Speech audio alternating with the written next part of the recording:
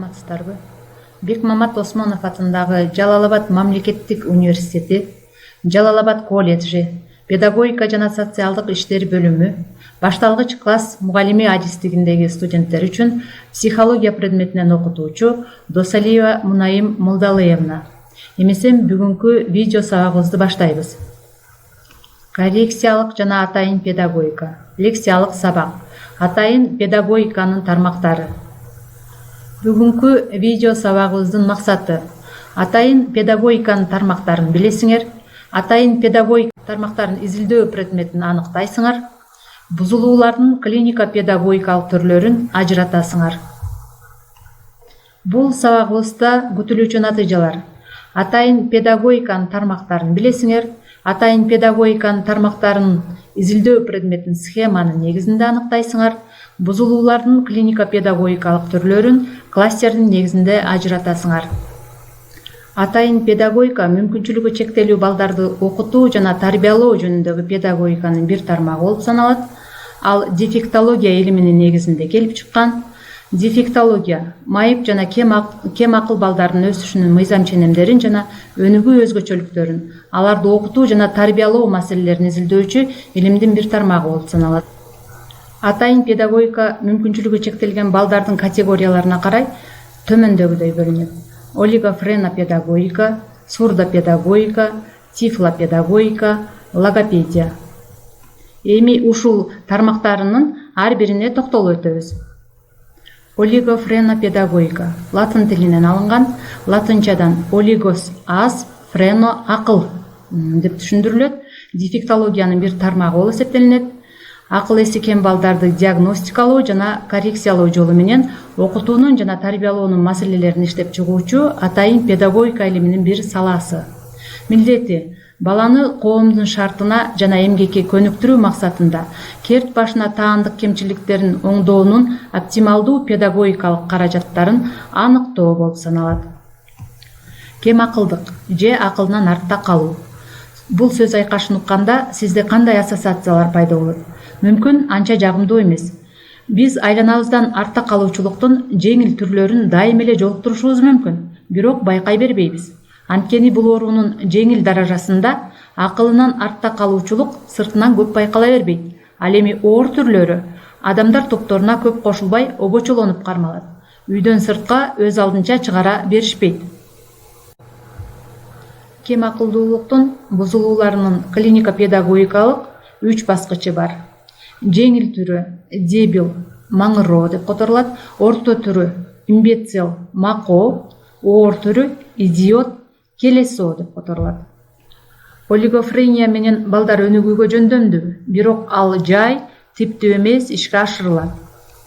Кем акылдуулук тубаса жана аркылуу оорулардан улам, мээнин кан тамырларынын ичкерүүсү, талма, мээнин өзгөрүүсүнөн улам пайда болгон деменция түрлөрү да болот.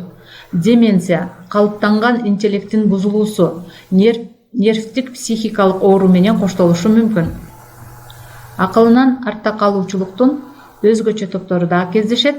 Шизофрения, эпилепсия, аутист балдар, даун синдрому, аспергерлер, психикалык өнүгүүсү кечеңдеген балдар болуп. Бул өзгөчө топторуна биз практикалык сабагыбызда атайын өз-өзүнчө токтолобуз. Эми атайын педагогиканын дагы бир тармагы болгон сурдопедагогика. Сурдопедагогика атайын педагогиканын бир тармагы, латын тилинен алынган. Сурдус кыргызча дүлөй деген түшүнүктү берет. Угуусу бузулган балдардын психикалык өнүгүүсүн, угуу жөндөмдүүлүгүнүн категорияларын, аларды коррекциялоо жолдорун изилдейт.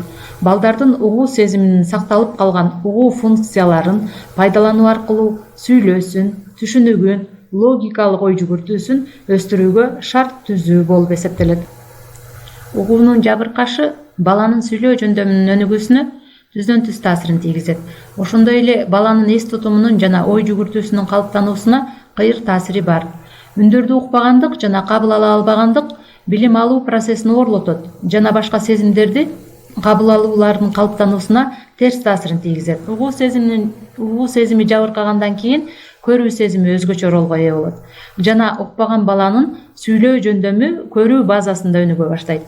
Курчап турган дүйнөнү таануу процессинде кыймыл, туюу, дактилдик вибрациялык сезимдер абдан маанилүү орунга ээ болот. Дүлөй балдарды окутуу үчүн дактил формасы колдонулат. Дактилос манжа, логос окуу, манжанын кыймыл аракети менен түшүндүрүү. Сүрөттө көрүп турганыңардай, манжанын ар бир кыймыл аракети тамгаларды түшүндүрөт. Бул угуусу бузулган балдардын дагы түрлөрү бар. Дүлөйлөр начар уккандар. Дүлөй балдар тубаса укпаган же тили чыга электе угуусуна доо кеткен балдар болуп эсептелинет. Ал эми начар уккан балдар кандайдыр бир оорулардан улам келип чыккан түрү болду. Биздин угуу органыбыз кичинекей болсо да, ары сезгич, ары кереметтүү. Угуу жөндөмүнүн начарлашына көптөгөн жабыркоолор таасир бериши мүмкүн. Мисалы, баланын травма алышы, кичинекейинде кызамык, скарлатина, суу чечек менен оорушу, же баш мээге катуу суук тийүүсү. Андан кийин атайын педагогиканын бир тармагы болгон тифлопедагогика. Бул сөз грек тилинен алынган тифлос, сокур деген маанини берет. Атайын педагогиканын бир тармагы болуп эсептелинет.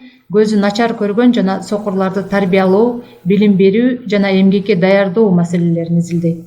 Өзүнө тиешелүү методдору бар. Ошол методдор аркылуу сокурларды жана көрүүсү начар балдарды айлана чөйрө менен байланыштырып, турмушта өз ордун табууга, психикалык жактан өнүктүрүүгө, личносттук сапатын калыптандырууга, коррекциялоо жолдорун изилдеп, балдарды турмушта өз жолун табууга көмөк көрсөтөт. Тифлопедагогиканы негиздөөчү франциялык педагог Валентин Гаюи. Ал 1784-жылы Парижде сокурлар үчүн мектеп ачкан. Сокурлар үчүн мектепте Брайлдын рельеф чекит системасы боюнча басылган окуу китептери колдонулат. Начар көргөндөр үчүн мектепте ири тамгалар менен басылган окуу китептери пайдаланылат. Тифлопедагогика азыркы мезгилде көрүү органдарынын ар түрдүү бузулууларын изилдейт. Биринчи жолу кызыл, жашыл же көк түстү көрбөй калганды англиялык окумуштуу физик жана химик Дальтон сыпаттап жазган. Ошондуктан ал дальтонизм деп аталып калган. Мында кызыл жана жашыл түстү начар көрөт же дээрлик байкабайт. Ошондуктан өзүн курчаган чөйрөнүн өң түсүн туура эмес кабыл алат. Көк түстү тааныбоо сейрек кездешет. Түс тааныбоонун тубаса жана ар түрдүү себептердин негизинде кийин пайда болгон түрлөрү бар. Медициналык көрбөй калуудан практикалык көрбөй калууну ажырата билиш керек. Тубаса сокурлар деле жарыкты жана предметтердин контурларын сезе алышат, бирок категориясына карата. Тубаса сокурлар нерселердин образын эске сактай алышпайт. Көрүү сезиминин бузулушунун негизинде көргөндү түзүүгө образы болбойт. Сөз запасы көп, бирок конкреттүү предмет жөнүндө түшүнүк болбойт. Кийин сокур болгон балдарда мурда көргөндөрү боюнча кичине болсо да түшүнүк болот. Бул алар үчүн чоң мааниге ээ. Себеби кийин сокур болгон балдар бир нерсени түшүндүрүп жатканда ал нерсе жөнүндө түшүнүк бир аз да болсо болот. Физика сабагы негизги сабактардан болуп саналат. Үн толкундары аркылуу машинанын ылдамдыгын сезе билүүнү, ал тургай алардын чоң же кичине көлөмдө экендигин ажырата алууга, өрттү эмнеден улам баамдоого болорун, алдыда келе жаткан адамды андан бөлүнүп чыккан жылуулук аркылуу сезе билүүгө үйрөтүүлөргө аракеттер жасалат. Көрүүсү бузулган балдар эки чоң топко бөлүнөт: сокурлар жана начар көргөндөр. Начар көргөндөр тууралуу биз практикалык сабагыбызда өзүнчө токтолуп өтөбүз. Атайын педагогиканын дагы бир тармагы логопедия. Балдардын сүйлөө кемтиктерин изилдейт жана аларды оңдоо, алдын алуу жолдорун иштеп чыгат. Дефектологиянын бир тармагы болуп эсептелинет. Мындай кемтиктер кекечтенүү, чулдуроо, балдардын психикалык абалына таасир этип, так сүйлөөгө, жазууга, окууга жолтоо болот.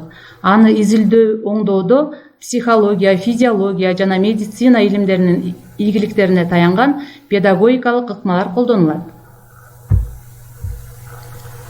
Сүйлөө жөндөмү жабыркаган балдар, угуусу сакталган, интеллектинин баштапкы бузулуусу жок, психикасынын калыптануусуна таасирин тийгизген сүйлөө жөндөмү жабыркаган балдардын өзгөчө категориясы. Кептик бузулуулардын эки негизги түрү бар: клиникалык педагогикалык, психологиялык педагогикалык. Клиникалык педагогикалык бул дагы өзүнчө эки чоң топко бөлүнөт. Ооздеги сүйлөө речинин бузулуусу, жазуу речинин бузулуусу. Ал эми психологиялык педагогикалык бул дагы эки топко бөлүнөт. Баарлашуу мүмкүнчүлүгүнүн бузулуусу, баарлашууну кабыл алуу мүмкүнчүлүгүнүн бузулуусу болуп. Ошентип, атайын педагогиканын тармактары жөнүндө жана изилдөө объектилериндеги бузулуулар жөнүндө маалымат алдык. Эми атайын педагогиканын тармактары деген схема түзөбүз. Бул схемада атайын педагогиканын демек 4 тармагы бар экен: олигофрена педагогика, сурдопедагогика, тифлопедагогика жана логопедия. Эми ушул тармактарынын изилдөө объектилери олигофрена педагогиканыкы акыл эси кем балдарды диагностикалоо жана коррекциялоо жолу менен окутуунун жана тарбиялоонун маселелерин изилдейт экен. Ал эми сурдопедагогика угуусу бузулган балдардын психикалык өнүгүүсүн, угуу жөндөмдүүлүгүнүн категорияларын, аларды коррекциялоо жолдорун изилдейт экен. Ал эми тифлопедагогика көзү начар көргөн балдарды, сокурларды тарбиялоо, билим берүү жана эмгекке даярдоо маселелерин изилдейт экен. Ал эми логопедия балдардын сүйлөө кемтиктерин жана аларды оңдоо, алдын алуу жолдорун изилдөөчү илимдин бир тармагы болуп саналат экен. Демек, бүгүнкү сабагыбызда атайын педагогиканын тармактарын жөнүндө маалымат алдык. Ал тармактардын изилдөө объектилерин аныктадык жана бузулууну түрлөргө ажыраттык. Эми үйгө тапшырма. Бузулуулардын клиника педагогикалык түрлөрүнө кластер түзөсүңөр, бардык түрү боюнча. Эмесе ушуну менен видео сабагыбыз аяктады. Көңүл бургандыгыңыздар үчүн чоң рахмат.